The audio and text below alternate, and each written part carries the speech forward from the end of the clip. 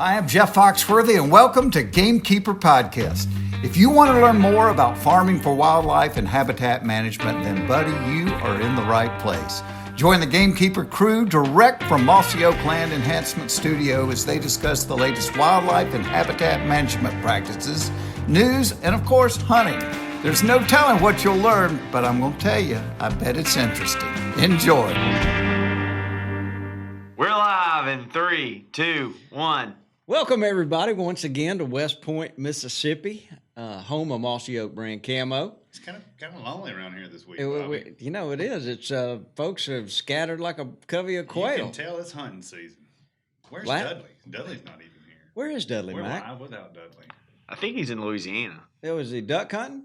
No, I don't think so. Is he fishing for redfish? Red fishing. No. He's deer hunting. He's at a concert. He's celebrating an anniversary. Oh, congratulations for them. What kind of anniversaries he got? I think a wedding anniversary. Oh, Lord have mercy. Okay. They went to see a band. You know, Dudley loves his music. Oh, yeah. It's a big part of his life. Yeah. Kind of like you and, wasn't it Wayne Newton? Wayne Newton? No.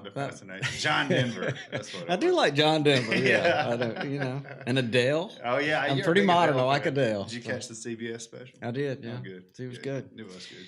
So, look, it's there's so much going on. There's deer hitting the ground left and right. Duck season deer just started. season, duck season. Stuff's going everywhere. Of course, I'm still trying to get ready for it all. How was Macon? Oh, it was good. It was good. We got a lot of work done. Had a good work crew. Jess's kids, Jason's kids. I had mine, a couple buddies with them. So we had a lot of good manual labor. So it was fun. We had, 7 kids and 6 machetes. So worked out pretty well. Yeah, nobody got a leg chopped off. Well, we kind of ended with Hayden fell on his machete. Oh my goodness! But he didn't hurt himself too bad, so that's kind of. But it was all good. Now we got a lot of stuff done. I know it sounds kind of like kid torture, but it's really fun having those kids out there, you know, clearing lanes and doing all the good work around gamekeeping. So. Yeah, next year I might suggest y'all start a little earlier. Yeah, you know how I am. I'm always chasing it. Yeah, you know, like maybe August might be a good time. Too many chiggers out there in that time. Well, they are, but you don't run all the deer off. I mean, y'all are clearing lanes during deer season. Yeah, well, I mean, we just had to go through and make some adjustments. Actually, we were kind of rigging things out specifically for hunting with kids, so and we wanted them to be a part of the work. And it was Thanksgiving break, so that's how it all kind of came about. But yeah, complete and total success, except for one little injury. So it wasn't too bad. Speaking of kids, where's our intern? Where is John Wayne? He was at work more than you were until it got cold. Yeah, so Jack Collett, he's an intern. He's from Montgomery. Harold's from, I went to Trinity in Montgomery. He went to Trinity, and we know his family. He's a great kid. Are y'all cousins? His grandfather had Collett's Outdoorsman, one of the first stores to sell Mossy Oak. Yeah. So, and he was up here. He was beating me to work almost. Yeah. And then now I hadn't seen him in a few days. I think the north wind started blowing. Well, I hope his father doesn't call me and fuss at me because he's off doing something in the name of work. Is school in session right now? Yeah, school is in session, isn't it, Mike? I believe so. Huh. Yeah, and he's not here. Well, we need to send an APB out. Jack, if you can hear us, give us a smoke signal so if your dad calls, we can tell him where you are. That's typical hunting season here. Yeah, it is. So look, the blood on the biologic. There's a lot going on there. Yeah. There's a lady from Montgomery, Ann Albrecht Hollis, that killed a 9-point in Macon County, Alabama. That was really unique looking deer. I thought I'd give her a little shout out there. And Elias Buckner, Christy Buckner works here. Yeah, he's been squirrel hunting with his dad, and he killed a big old raccoon. Man, I know he was proud of that. The picture was just precious. That little joker's awesome. Now. Yeah, it really was. Baston McKellar killed a fox squirrel. Jason Caston. What's his name? Caston, C-A-S-T. You said it. What, Mac? I'm gonna blame you for that one. Lord have mercy. Blasting McKellar. I said, how do you spell Baston? I said it's how it sounds. C-A-S-T-O-N. All right. And Eric Ganster, we had him on the podcast. He has killed, since he started planting that non-typical clover, he's killed 3 bucks up there in Pennsylvania. Blowing them down up there. I hear him. So excited. I'm kind of getting tired of getting pictures from him. We need to go hunting, it sounds like. So I'm sure you talked about Jesse's deer. Was that last week? Did I miss that? Yeah, no, she killed it last Wednesday. Yeah. So for kind of her first time to go by herself, she picked the stand, walked in, set up, did everything. Did you know the deer was there? I did know that. I'd kind of sent her a pic. Told her this was, you know, a deer that was in the Possibly area, in the area, possibly. yeah. And then about 5:45, Mac was sitting in my office. I get a text. Woohoo! I got him. And then the work was on. Yeah. Let me call Daddy. Yeah, she killed a nice 10 points. So that was a lot of fun. So That's good stuff. So look, today, have you got any blood on the biologic? No, I know I'm forgetting something because it seems like everywhere I look on, you know, on any social page, there's deer going down. So Mac? David McElwain killed another. Oh buck. yeah, He sure did. Another bug. Yeah. And he's another one that's not here today. Yeah. I think he's in Kansas as well. He is. Yeah, they're filming a television show. So what did he kill? He killed a mature 10 point. A mature 10 point. And the cool thing about it was he told me to make sure that I preface this whenever you talked about it. So he was wearing a jacket that his grandfather gave him that he grew up hunting with. And so when he took the picture to show you about the deer, he said, make sure Bobby knows that I was wearing this jacket because I think it was within a day that his grandfather died, like a year since his grandfather died. So it was a pretty special moment for David. Yeah, so don't give him any trash talk over what jacket he's got on. It's not the wrong camo. It's just a Carhartt old work jacket. So well, I hadn't seen the picture. I hadn't either. I saw a picture of the deer. You know, he's kind of one of those delayed posters. You know, he doesn't get in a hurry to post ups and stuff. He had to have a dog help him find the deer. Yeah, we looked at the shot on camera. It's interesting. Talk about shot placement. You know, with this particular deer, it's so interesting on how the legs are. You know, because when the shot was taken, when you were looking at it, you would think that the front leg was actually in front, you know, and you could see the pocket behind the shoulder. But if you really looked at it, what it was the opposite shoulder. So how much that can change the position of the vitals in a rifle shot it was interesting. But the good thing is he found the deer, you know, so I think that can really change the availability of vitals on a bow shot. Yeah. And he's shooting a rifle too, so I mean it can change it. But he held with it. It's interesting, you know, we just talked about trailing deer, and that's what they did. They went in, couldn't find the deer, went back in the next morning when they had better light, and I think jumped a deer, but they pulled back out, went and got a dog, and ended up finding the deer. So all's well that ends well. It's a great story. He told me that he thought that jumping that deer is what that ultimately led very to the possibly deer. could lead to more blood loss. Yeah. You know, very good. Get the heart pumping. Well, look, today we're going to talk about, we've got Mark Thomas. We got Mark Drury's going to be joining us. We need to get him on the phone here in just a second. And we got Mark Thomas, who is one of the most interesting biologists you'll ever talk to. Absolutely. Super smart guy. Super smart guy, super intriguing, is at the, you know, forefront of forestry and wildlife management. He's, again, one of the leading guys. So very interesting guy too. He's got a lot of good stories. So. Yeah, I'm just always fascinated when I talk to him. So let's do this. If you would try to get Mark on the phone, Mark Drury, and then Mac, let's talk about our commercial this week real quick while they're doing that, please. Absolutely. So when you think about land management, you think about food plots, you think about planting trees, you think about like what Laney was doing, hanging stands and you know, clearing roads and access and all that. And so, I mean, really I want to talk about, I mean, now's the time to plant your trees. I mean, Dudley's phone's ringing off the hook without him being here, so we're kind of filling in, kind of bridging the gap for him. And so, I mean, really, I wanted to talk about native nurseries. I mean, the trees that are hand-selected and hand-grown from native nurseries really are just, I mean, substantial. The root system, they jump. They've really got it down at native nurseries. And then also, when it comes to land management, one tool that we use and I use is our Gamekeeper Magazine. And there's a free promotion right now, actually, where you can download the Gamekeeper app and have access for that for a year. So on the mobile app side, so you still got to get your hard copy, but the mobile we're giving a good discount on that. Oh, that's awesome. Yeah, it is time to plant those trees in the South, you know. So appreciate that, Mike.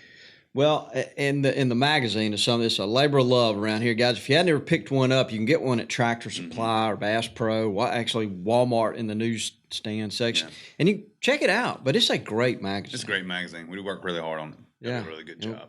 So the best value though is to go on the website and subscribe because I think for about $20 you can get the magazine, and it just mails right to your house. All right, so Mail. yeah, old timey, old school. Hey, this is Mac. Checking game cameras is one of the many pleasures I get from gamekeeping. OnX helps keep track of my camera locations to be sure I'm getting the information that I need to make the best decisions for the wildlife. Try it out for yourself and see. Use coupon code MossyOak to save 20% on your OnX subscriptions. Know where you stand. Good morning. Hello, Mark Drury. How you doing? I'm well. How are you doing, sir? Well, I'm doing good. We got Lanny sitting in here, and Toxie just sat down, so he came in to join us. So we got a full crew in here. That's right. Missing That's Dudley. a distinguished crew right there. Good morning, gentlemen. I don't know about this. I guess I'd rather be distinguished than extinguished. Man, you said it right there, brother. You said Every it. day. Woo. Well, Every day. Mark, how's everything going with you right now? It's good. It's really good. We just getting out of sweet November and heading into December. So getting these deer back on food and off the ladies. So that's one of our favorite times of the year. I wish the weather was cooler, but other than that, it's been a really pleasant fall and an enjoyable fall. It's so interesting how so they're coming off their winding down. rut, That's and right. we're getting ready to we're a few weeks from starting our rut down here, Mark. Yeah, I know. Isn't that crazy? Just amazing. Our deer get back on food heavy this time, and really, we're at the tail end of one of my favorite phases, which is green revisited, and it has been phenomenal. The biologic food plots for two reasons. Number one, we didn't have nearly the amount of frost this year that we've had in years past, so they grew much longer. Wow. So the plants are much healthier. We had a lot more forage there than what we're used to. And number two, it's pleasant and everything's back on green. They're not on beans or corn yet. And I mean, they are just destroying our green fields right now. It's crazy. I mean, I sat last night and saw 4 different mature bucks. The night before, 5 different mature bucks, Lord all out have there mercy. in a radish plot. People wouldn't even believe it. It's incredible how effective they've been. Talk about recovering from the rut. Yeah, I was about to say. I bet that's your deer. gonna be awesome. I mean, they're probably looking pretty good shape then, if that's the case. That's. They do. They're still, nudging each other around and still checking a few does and whatnot. But I mean, they're sure enjoying the deer radishes. I know that. And generally this time of year, they've already started shifting to winter bulbs for us, but not this year. They're on radishes really, really heavily, and our plants are still. I've got fields that plants are knee deep, and they're out there belly deep in them eating them just because we've had so few frosts. I mean, like 3 or 4 the entire year, and they weren't even really major frosts. It's just been a very, very warm fall.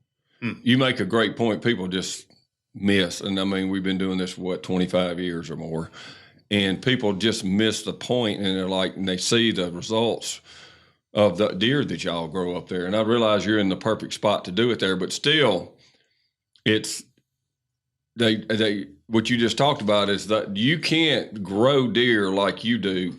First of all, without the knowledge and the discipline, of harvest, not harvest, what to shoot, whatever. But they have to have that nutrition all the time. They have to get up and eat every day. It's not like, I had this great food farm in the summer when they were just putting their horns on. I mean, you're building a foundation for a buck fawn right now for him to put on the maximum he possibly can when he turns 5 or 6 years old, 5 or 6 years from now. And, the process of being so obsessed, is for lack of a better word, the obsession of Mossy Oak that Mark is with his place, providing food all the time. It isn't just to hunt over and it's done. All this stuff he's planting with biologic. When they eat down a lot of the big leafy stuff, there'll be residual clover feeding them all spring and then into the summer again. So that's the point I was trying to make to learn from Mark is your deer or a long-term process. It's not they just pop up in the summer like a lot of people think. And I fed them something this summer, and they got to be on some beans there right at the end of the summer. It's the process of making your place the best it can be. And just my little buzzword I started using more and more. Don't forget they have to get up, and it doesn't matter if it's ducks or turkeys either too. They have to get up and eat every day. Yeah, that's a good point. You're exactly right, Toxie. Grant always says the slaves to the stomach, and I think to go along with your point, it's also important to have enough room for them to come out and eat peacefully, because they don't like each other. And so often I see guys trying to put in a food plot that if they walk in the plot, I've got a shot. And I don't think that's necessarily the most beneficial strategy. Number one, because it's a little too tight. But number two, I think you want to grow enough tonnage of forage so that they can come there and eat and also stay away from the other deer. I noticed it last night. Like I like football field size plots or bigger. Right. And they're still plenty good for bow hunting. But, there were bucks walking in and walking other bucks off, but they could still get away from each other and go to another corner of the plot and eat, even one that was kind of injured and not feeling well. So just make sure that you don't lose sight of the fact that it is a year-round process, and you want it small enough that it's effective, but you also want it big enough that it doesn't cause undue social stress. Yeah, you see that a lot. You see does will fuss with each other and rear up and then try to run off another one. Yeah, but he's even a bigger point that he's making is that make it big enough to have a substantial amount of groceries for them too, instead of being so concerned about getting the shot off type of thing. If you make a better plot with more food, then you're going to accomplish that. You don't have to build a future bow or something to every corner of the plot necessarily. Sure. So make another thing.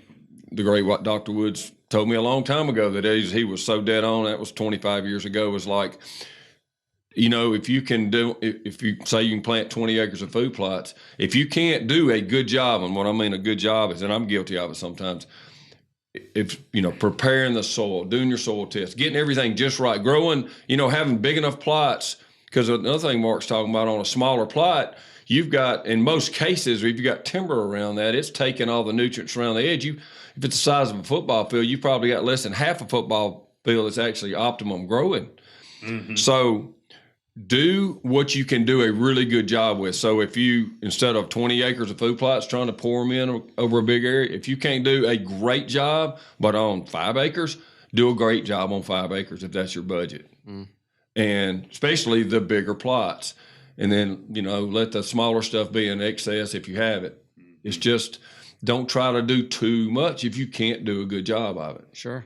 Bigger plots. So, hey, Mark, what I'd like to do is we're going to call Mark Thomas, and I wanted you to be. We've invited you to be here to help to give your insight into what he's going to talk about and describe, and also I felt like you might have some good questions. But yes. I think we can all learn from Mark Thomas, and we especially wanted your input here on this, if you don't mind. From the Midwest.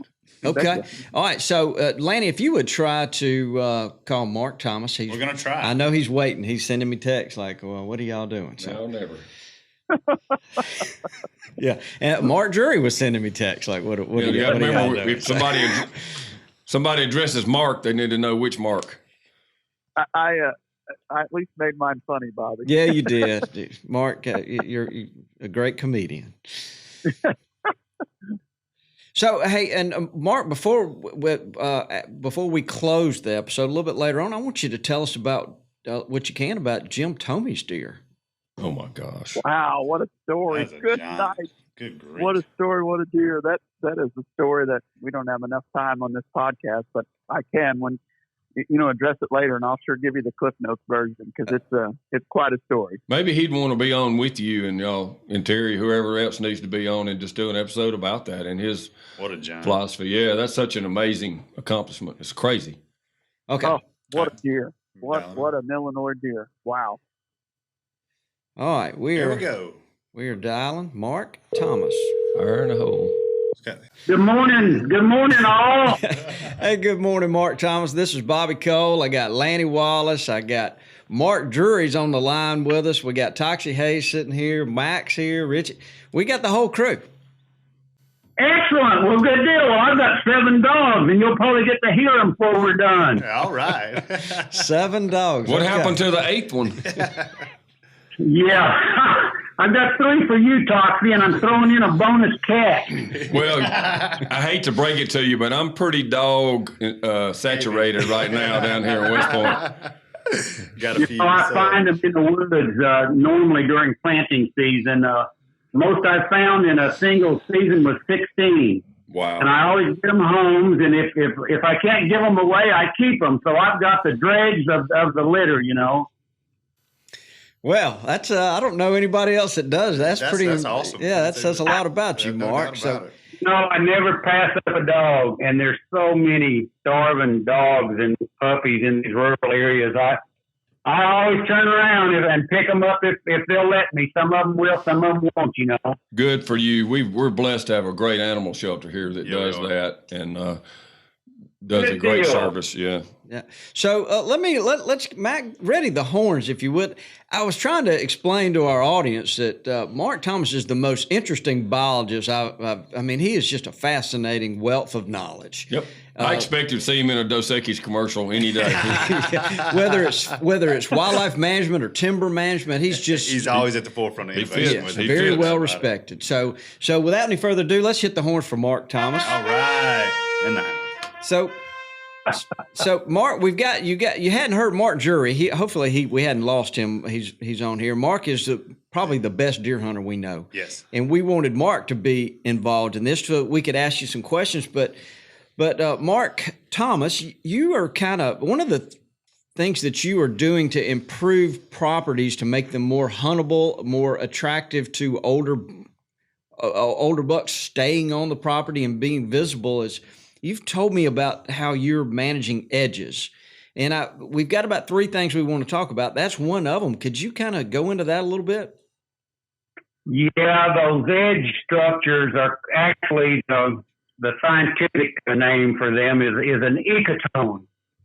And a lot of managers are well aware of the importance of these structures, and they utilize them on their properties. A lot of folks still don't really know what they are, and they have very hard edges between habitat types. So you want to have a transition or a feathering between habitats, and that feathering, that area there is called an ecotone.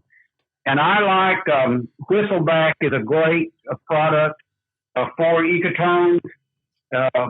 It's millet, sorghum, and sunflower. I usually add Egyptian wheat and Alamo switchgrass if I want a little higher structure, and a lot of times you do. And an ecotone basically is just a strip around the edge of each habitat type that you have. I like to vary them in width and keep the hardwoods out of them, keep low quality hardwoods out of them, and just plant them every spring in Whistleback. And it's a transitional area between 2 habitats, but they also become travel lanes, especially for older age class bucks who aren't going to come out in the open. I've had a lot of clients actually harvest older age class bucks inside the ecotones as those deer are standing there in those what they think is really a protected area, but normally you can see through them and even see the rack morphology through them. Even with the Egyptian wheat and the Alamo switchgrass, you can still see the deer standing in them. But it's a more general approach to wildlife management. It also helps small game. It helps the avian populations, game birds, as well as breeding songbirds and neotropical migrants. So it's just an ecotone is an extremely active area for all species of wildlife. And so if you have a conifer forest or a mixed oak hickory upland forest or whatever you have in your property, and then you transition into a food plot with a hard line, you're not going to get near the wildlife benefit than if you planted an ecotone around those field edges and maintain it as an ecotone in perpetuity. And you'll see an incredible increase in wildlife usage as well as pollinators. You'll have a whole lot more pollinators in those areas. So I love Whistleback. It's really the best product that I've seen for ecotones, especially if you're hunting whitetail deer. Oh, wow. Well, when we created that as something, when we recognized that there's not a lot of wild quail out there and that we weren't expecting people to plant this and hunt wild birds, but that it's so beneficial to, if you had any wild birds and turkeys and obviously the deer like it as well. But we hadn't, until you started talking about it, had people specifically planting it along the edge of food plots as a edge. You kind of pointed that out to us. It sounds like you've been real successful with it. Yeah, the clients love them, and if there's a emphasis on turkey, you can come from the ecotone into the food plot. Let's say you got a perennial food plot, a year-round food plot. You can actually disc a single wide strip between the ecotone and your food plot and go ahead and plant chufa if you've got a turkey emphasis, and you'll have turkeys will just hammer that because they've got all the seeds available from the whistleback, and then they can scratch up chufa right next to it. So a lot of times if turkey's an emphasis and white-tailed deer, I'll actually plant like a double ecotone. The nearest to the adjacent habitat is the whistleback, and then there'll be a strip of chufa between the whistleback and the food plot itself, and then you'll have a food plot as well. So it does add a lot to your property, and they're inexpensive to create, and they're very long lasting, and they're extremely beneficial. First of all, when is there not an emphasis on turkey? That's just kind of the way it goes around here. But, to help a little bit, to me, what you're describing here is an ecotone. It's a transition area, so a transition from maybe a planted pine plantation into a food plot that's going to not only provide a more secure entry into those other areas, but also I think you're talking about between riparian zones and food plots and any kind of transition area. Am I following you correctly, or are you just talking about between wetlands and upland? No, any habitat, any separate compartment or habitat on your property. Mm. You can also plant them along the edges of your roads and ATV trails.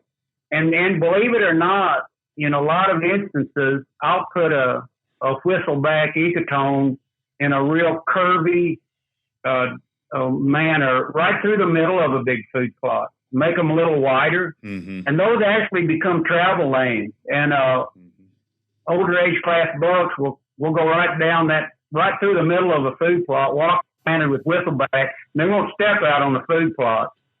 But you can see them coming through if you've got an elevated stand. So I'm doing more and more of that now. Well, I'm actually using the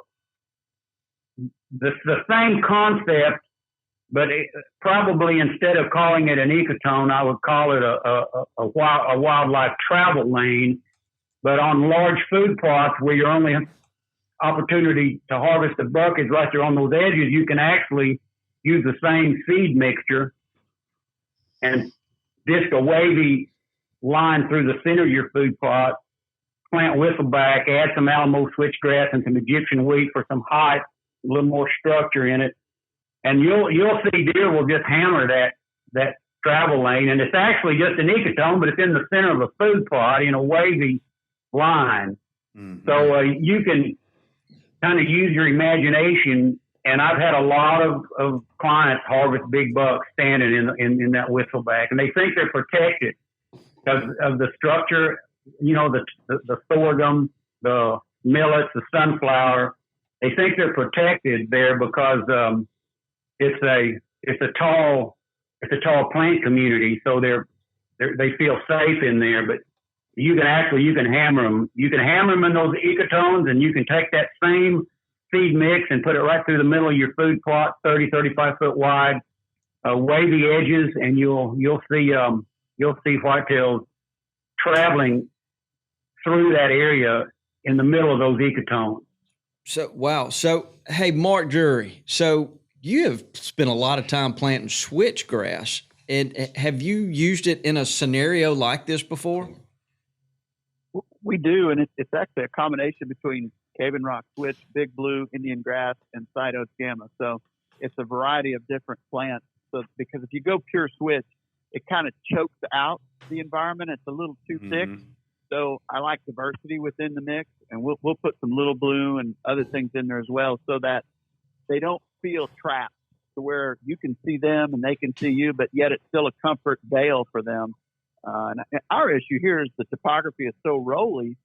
I wouldn't want to try and do something on an annual basis. So therefore, we have a tendency to plant something that's long term and then burn it every 3 or 4 years. So very similar to what Mark's talking about, but we take into mind, the soil conservation side of that.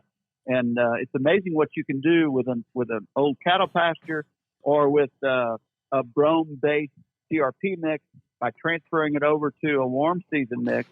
The wildlife benefit is unbelievable, the difference, particularly for quail and pheasants and turkeys. And we've done it quite a bit here, and it makes a huge difference.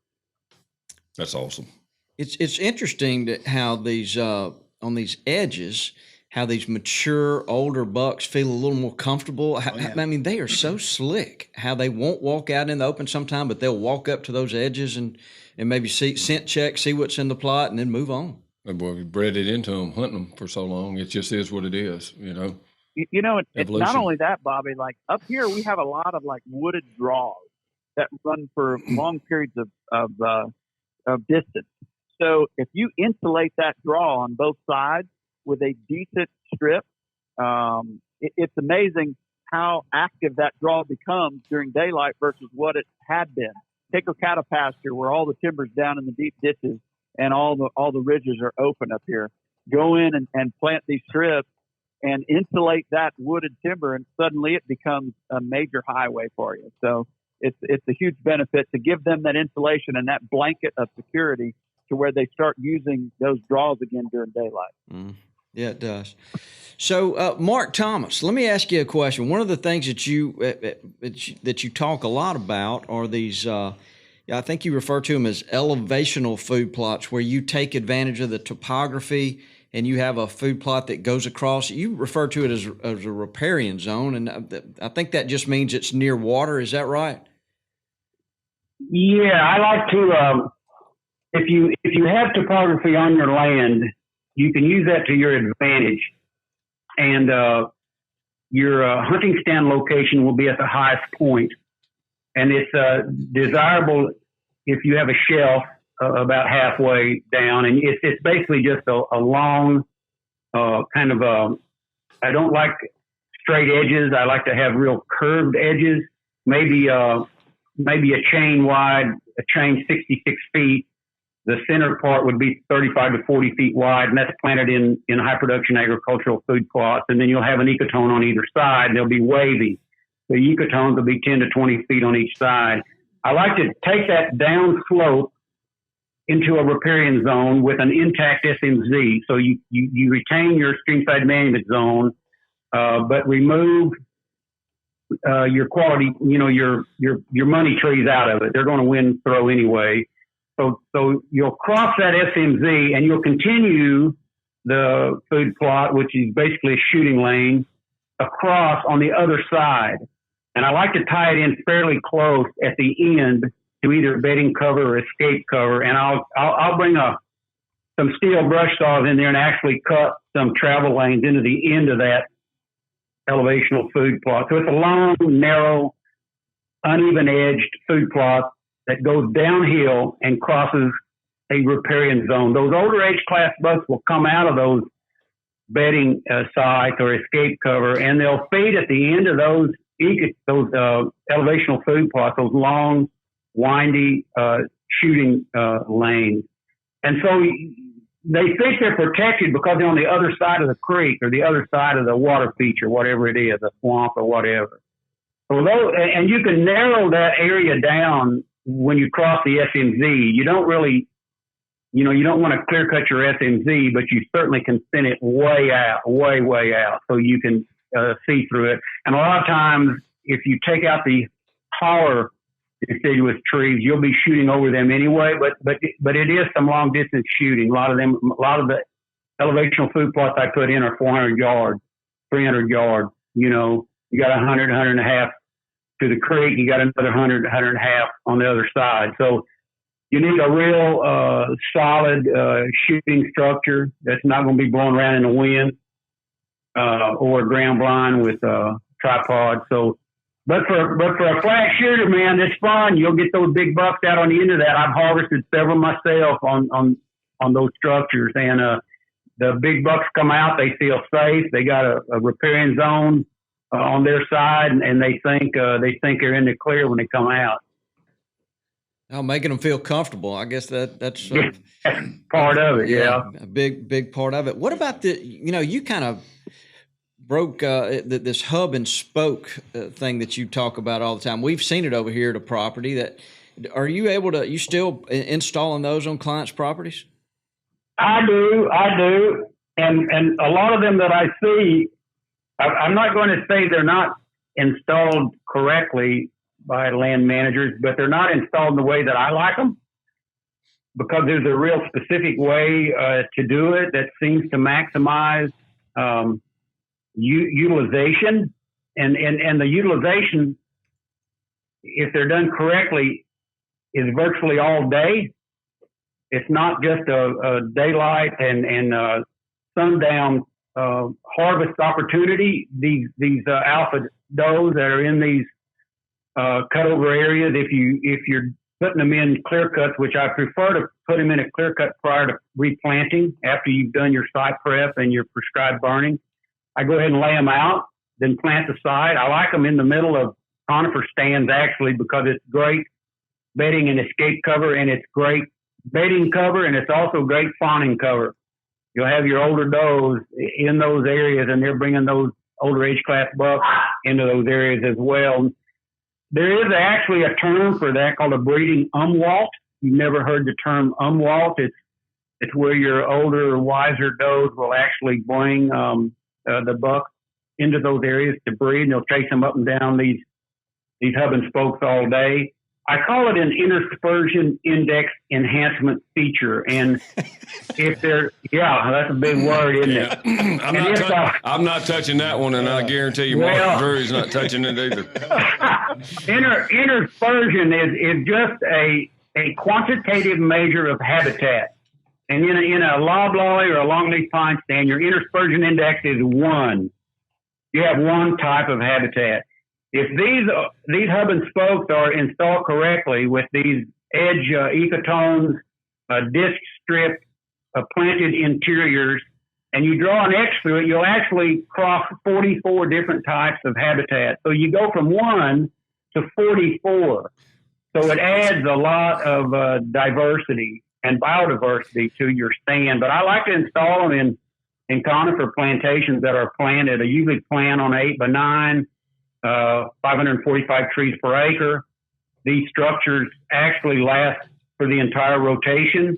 You'll thin them a couple times, final harvest them, and plant them again, and you'll still have your hub and spokes will still be utilized. I also use them during the thinning operation too. So as skid trails. So they're really great features. So Mark, I'm trying to make sure everybody understands what we're talking about. Would you kind of explain what the hub is and what these spokes are, so somebody listening, we make sure we get. Bobby, if you flew over it and looked down, it looked like a great big turkey foot. Looked like a great big turkey foot on the ground. I like to have a zone of separation between where the 3 shooting lanes connect. 20 to 40 yards or so, sometimes more, so that when you're entering and exiting your stand, you're not alerting the deer in the vicinity. I like to keep the understory habitat very, very dense as you possibly can, and I'll usually thin these areas early to increase light availability and herbaceous plant communities in the understory and rubus and legumes. And then what we've basically done with a hub and spoke is we've taken the ecotone concept and we've taken the elevational food plot concept. We've combined them into a three shooting lane concept, and they're planted in biologic, any of your products really. And then I'll usually top dress, maybe with your trophy oats in the winter, just do a broadcast top dress. And the area adjacent to those shooting lanes, and the shooting lanes are very narrow. I mentioned a chain wide, maybe 30, 35 feet, 40 feet in the center with 10 to 20 foot ecotones on each side. I like to use a disc strip as well. You can add a chufa component But I've seen 7, 8, 9-year-old bucks running does up and down these shooting lanes literally all day when the time is right, because they feel so protected in these areas because they're so narrow. Most people, they're way too wide. There's no ecotones. They're straight. They're straight on the edges instead of wavy. And the bucks just don't utilize them as well as if they're done correctly. So I have written several articles about interspersion index enhancement, and you can Google them up. I think there's even one there in Gamekeeper. Yeah. Mark Drury, I'm going to give you a chance to ask a question. Well, I wonder, I'm sitting here listening to this. Have you done any work in the Midwest, either in Missouri, Iowa, Illinois, by chance? And have you used that exact tactic up here anywhere? You know, I got a really good friend in Missouri that you all know very well named Dr. Grant Wood. And I don't like to work up in that area because I figured that's kind of his territory, so to speak. So most of my work has been down here in the South. Now, I do have clients up and down the East Coast, all the way to the northern tip of Maine. And it's a different world up there, and up in the UP and Michigan. And we've done those up there. But I really haven't gotten out there much to talk about these different ideas. So no, the answer to that question is no. I just haven't been out that way that much.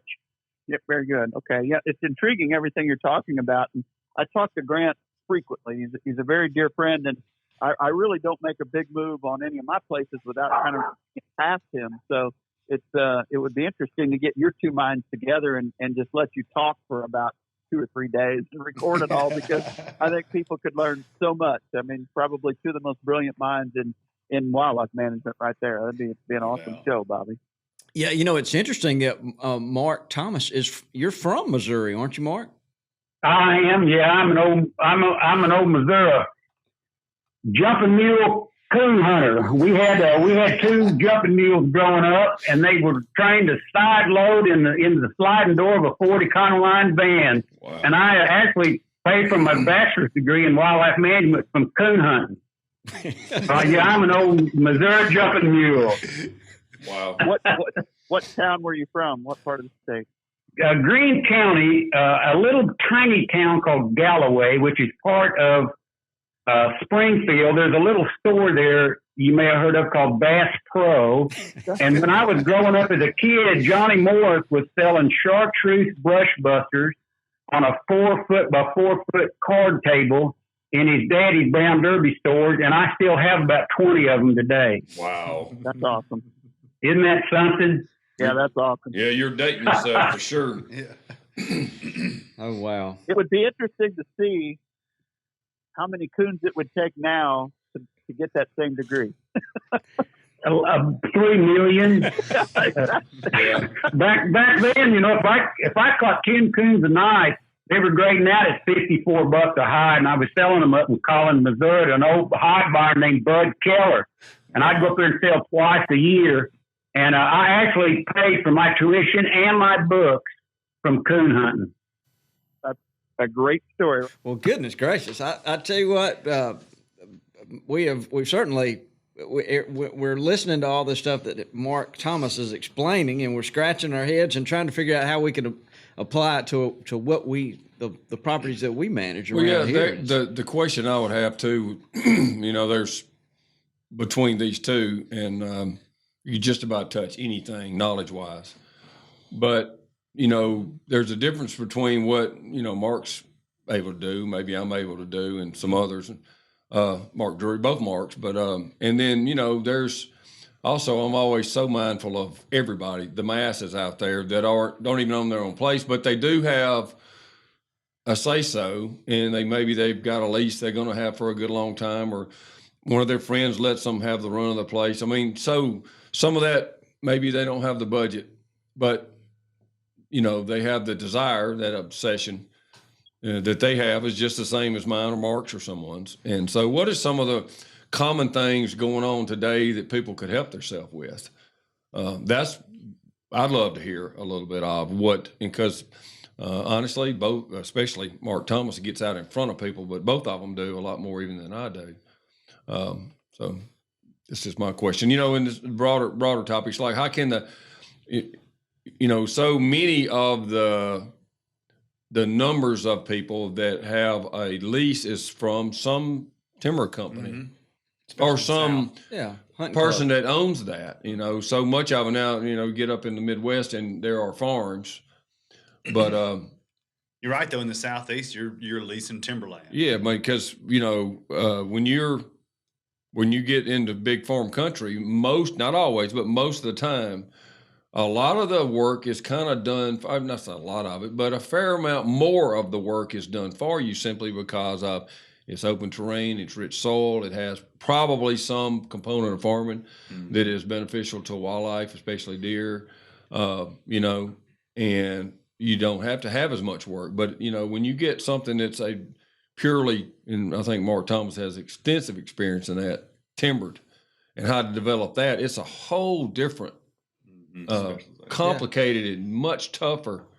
And I mean, because the reason I say it, I see people just keep doing the same thing over and over again and expecting different results, and that doesn't happen. That's actually the definition of insanity. Sure. And how could we help people? Because I know one of the first things I would say, Mark Thomas, is like focus on the overall carrying capacity of your place, even over your food plots. And I know I shouldn't be saying that here at Biologic, but it is the first thing you should do, isn't that right? Yeah, that's always a component of it. And, the term for that really what we've coined over the years is QVM, which is Quality Vegetation Management. And the first thing that I'll normally do with a client is discuss QVM, because if they don't have the foundation of natural plants and a high diversity of plants and preferred whitetail deer food plants on their property, then they're not going to be able to obtain high deer densities in most instances with food plots alone, especially if they're leasing timberland, because they're only going to let them have 0.5% or so of the land in food plots anyway. So it's a very small amount that's available. So you really have to concentrate on your native plants, and the whole concept of QVM has been well publicized. I've written a number of articles on QVM. It's basically just stimulating the native plant seed pool, which is already in the soil. And there are a number of ways to stimulate that seed pool. And normally, you have to utilize some type of vegetation control methodology initially to get rid of the low quality plants, the non-native plants, and the undesirable plants. Once you do that, you can use prescribed burning on serotinous seeds, especially to encourage germination, and then fertilization after that. And I've done this in places where I've removed sweet gum understories, and I've come back a year later, and you'll have 500 species of different herbaceous plants and flowering plants and legumes and rubus. And those are the kind of plant communities you need to foster for whitetail deer. Your question about budgets, I get that a lot with clients, Toxie, a lot. And everybody has different budgets. Some landowners don't have any budget. Right. One way to get a budget for land management is through accrual based on your timber sales. Manage your timber aggressively, put 10% of that income into an accrual account for habitat management, and then presto, you're funded. So that's one way to do it. Another way, I wrote an article one time. It was called a $25 food plot. And, you've got a product called Hotspot. It's a no-till, just a broadcast. And then your trophy oats, same thing. I mean, you don't need any equipment. You don't need a disc. You don't need a tractor. You don't need anything. You just need a belly grinder. You can put out beautiful food plots with a belly grinder, just top dress broadcast. I do it all the time. And in fact, one of the articles I wrote was called a honey hole, and it's about how to create honey holes. And I usually go in and inject to increase light availability and remove the low quality trees in the overstory, but you can actually do them in the woods. In deciduous instances, your leaves have fallen, you have almost full light availability in the forest floor, and there's a lot of plants that grow well that are just broadcast top dress, and you'll germinate after the first rain. So that's a cheap food plot and a wonderful hunting opportunity too. So What is there there's another? a lot of ideas out there. Yeah. So, Mark, is there another word for belly grinder? I'm not sure I know what that is. Cedar. Hand cedar? Hand cedar. Yeah. Okay. Yeah, okay, hand cedar. I call them monkey grinders or belly grinders. Okay. All right. Well, I thought it was a companion to like a back scratcher. Might be a Christmas present if you get somebody. Oh my goodness. Gosh, this has been really interesting. Yep. Mark Thomas, would you mind? I think you will. We're going to ask Mark Drury to tell us about his friend Jim Tomey killed a really big deer. I think you might enjoy hearing this, and I'm scared if we hang up on you, we'll lose the other Mark. So would you? I think you'll enjoy listening to this. Mark Drury, would you tell us a little bit about that Jim Tomey buck? Absolutely. Terry and I met Jim probably, close to 20 years ago when he was still playing, and he's just fired up about, hunting just like we were. And baseball kind of interfered with that a little bit in terms of how much land management he did, because he was always busy in the spring and he would get off in the fall. And oftentimes if he was in the playoffs, he'd run late into the fall. So he didn't have a lot of chance to really manage his land. And we got to talking and visiting with him. And once he retired, he's just taken his Illinois farm over there and just done everything he possibly could to make it the best whitetail farm that he could. And about 4 years ago, there was a beautiful 3.5-year-old deer that, maybe it was 3 years ago, it was a 4.5-year-old deer, but Mike Matheny passed this deer and Jim recognized it as a beautiful typical. And oddly enough, this deer lived right behind his lodge.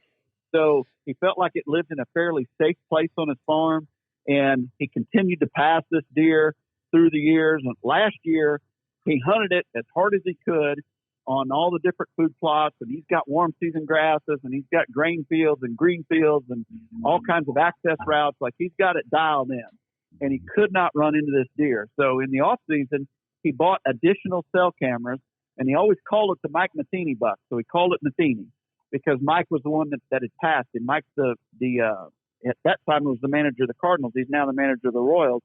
And Jim, he has like 13 or 14 Reconic cell cameras on a very small area that he identified as this buck's home base, home core area. And on a daily basis, he'd call Terry and he'd call me and he'd let us know when he saw him and when he didn't. And he just continued to stay out of there until the deer started daylighting. So he was using our app, DeerCast, combining conditions with cellular reports, and he would only go in on the right time.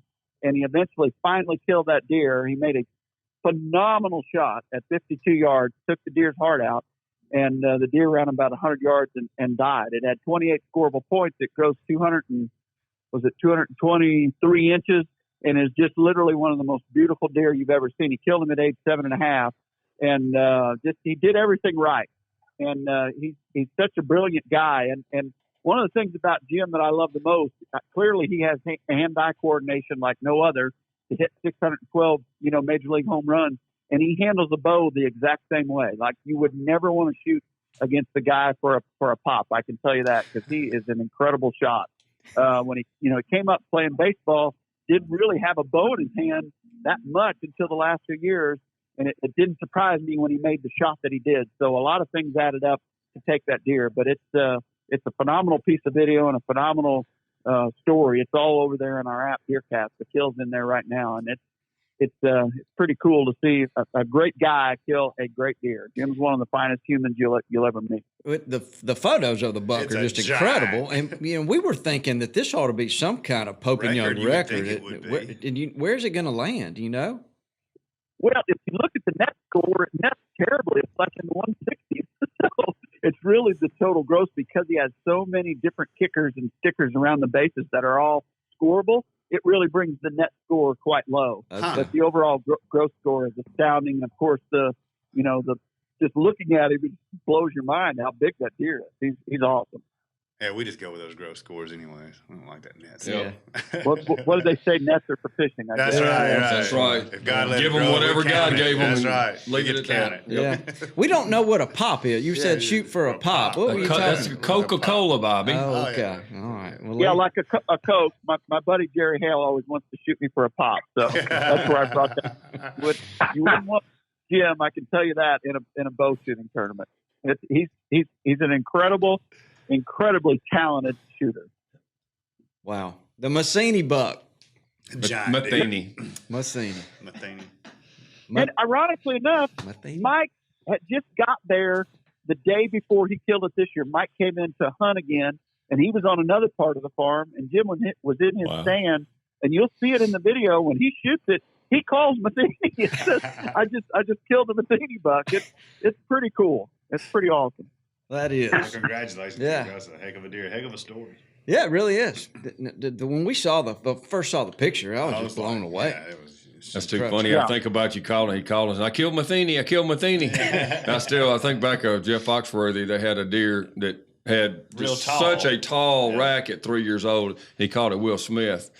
And so that's when the phone call came across. There was a couple of them on a speakerphone, and he was like, I killed Will Smith. I can't believe it. And they're like, I hope this isn't getting out to the scanners. Yeah.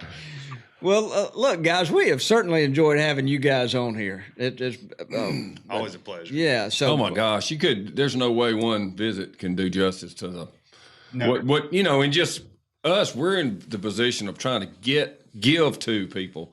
Give them things to lead a better life all the way around, especially so many of our, people out there love their land, and whether they own it or not, and it's growing so fast, love doing things to their land or the land they have access to. So, and obviously the highest percentage of them, it's deer.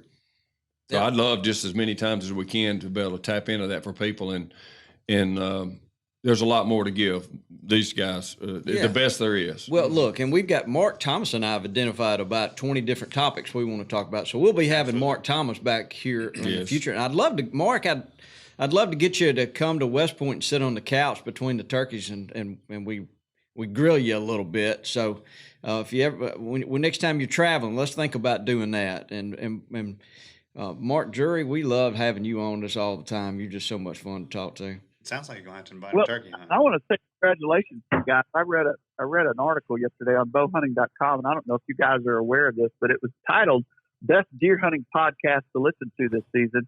And the first one that comes up is Fistful of Dirt. So that's what does. And I know you guys are in there as well. So is the 100% Wild podcast.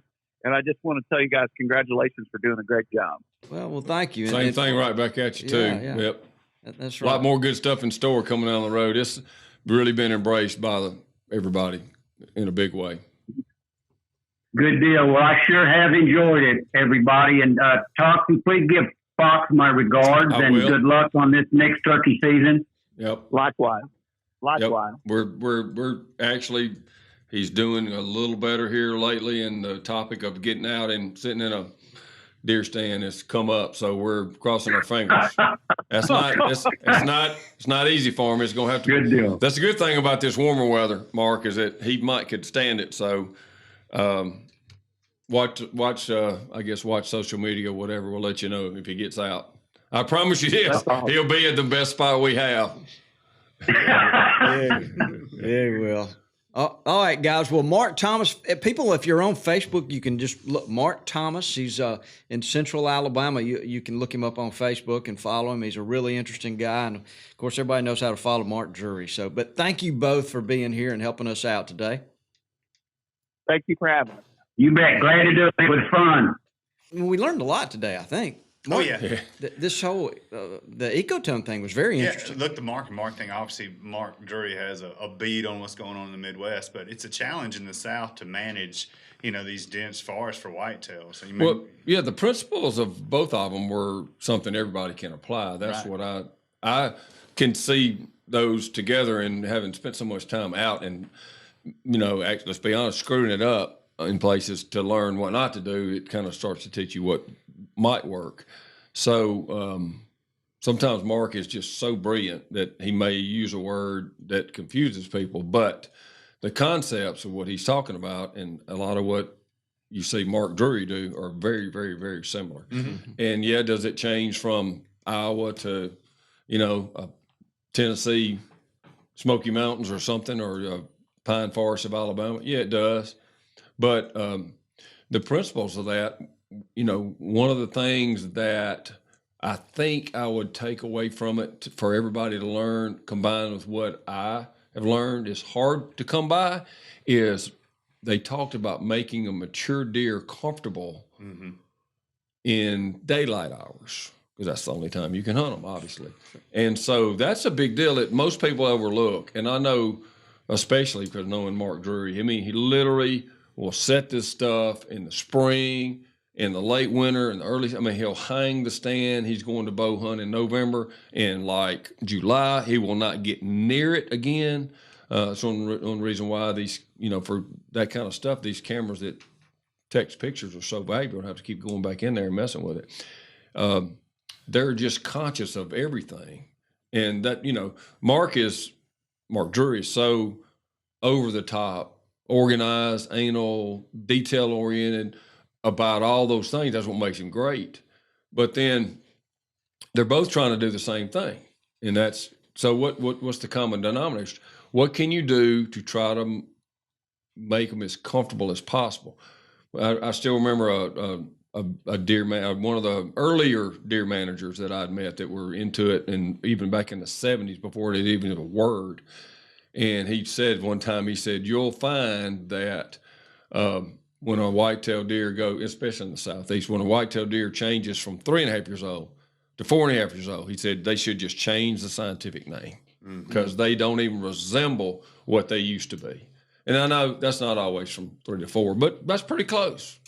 Sure. And so many of the deer that people do kill around the Southeast in clubs and stuff and whatever are superstar younger deer because they hadn't gotten those habits yet.